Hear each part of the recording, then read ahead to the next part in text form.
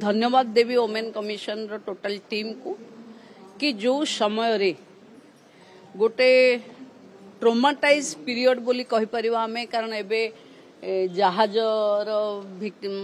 माने क्राश रे अनेक परिवार भी ट्रोमा रे अछंती। प्रतिदिन खबर कागज रे देखिले अनेक झियो मानक सहित ये जो भूल काम होउची से द्वारा भी ट्रोमाटाइज होचन। किंतु जो वन स्टॉप सेंटर सर्स्टे होम जो जगार फास्ट रेस्क्यू झियो माने होचंती से जगार से मानक पाखरे को भली ढंगरे आमे निजको उपस्थापित करि परले तांकर को भली मेंटल वेलनेस करि परले से माने सशक्त हेबे तार आज गोटे सेमिनार आरंभ होईची।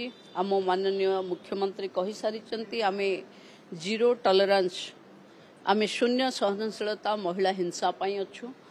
आमे अनुरोध करिचु समस्त को जहाँ फाइंडिंग्स हम जहाँ संशोधन आवश्यक हम आमे समस्ते करवा।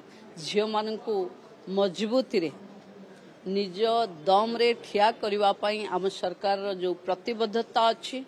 आज सरकार महिलांक पई सबुठु अधिक काम करुछि। गाँव रे महिला संगठित व्यवस्थित गाँव रो अर्थनीति को चलेलेनी।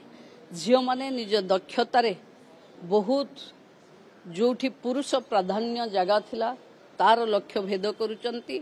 मु अनुरोध करिवि समस्त झियो मानकु जे को कथारे भांगी न जाई निजे सजाड़ी हवा पाई मन बनैले दुनिया आपे आपे आम साथी रे आसीबो।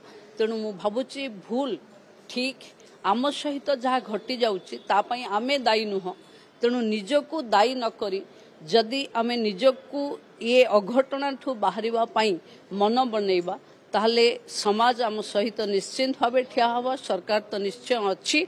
तो मु पुणी आउ थरे अनुरोध करिवि सब झियो मानकु जो माने टिकिए कथारे निजर मन भांगी दौचंती से माने मन को मजबूत करी ठिया हुंतु। सरकार आपनक साथी रे अछि। एटा बार बार एटा मु बेले बेले कहूची जे पीड़ा दउची ताकू पीड़िता को हजिबा कथा किंतु जे पीड़ा पाउची ताकू गोटे पीड़ितार आख्या दिया जाउची जोटा कि जहाँ सहित गोटे किछि इन्सिडेंट हे गला। देखंतु एक्सीडेंट हे गले एक्सीडेंट रे पड़ीथिबा लोक को उठेबा को 100 लोक आसुचंती किंतु जदि गोटे झियो सहित किछि खराब काम हे गला गोटे एक्सीडेंट हे गला सेटा को सोसाइटी काहे कि गोटे एक्सीडेंट बा ता सहित गोटे भूल हे गला ताकू सहृदयता देखौ नाहंती। एटा समाज रो ए दृष्टिकोण को बदलेबा को पड़िबो एवं जो माने निजर लोक जो माने रक्त संपर्क जो माने बंधु बांधव जो माने निजर लोक बोली कहउचंती भलरे भी जेंती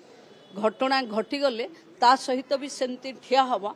ये होचे हमर सामाजिक दायित्व। मु अनुरोध करिवि समाज रो सबु वर्गों को जहाँ सहित एभली घटना होची ताकू बार बार से विषय रे बार बार ता परिवार को तार से पीड़िता झियो विषय रे न पचारी बरं जीए एभली दुर्घटना बा घटना घटौचंती सेमानकु समाज रे बासंद करिवा पई प्रस्तुत हुअन।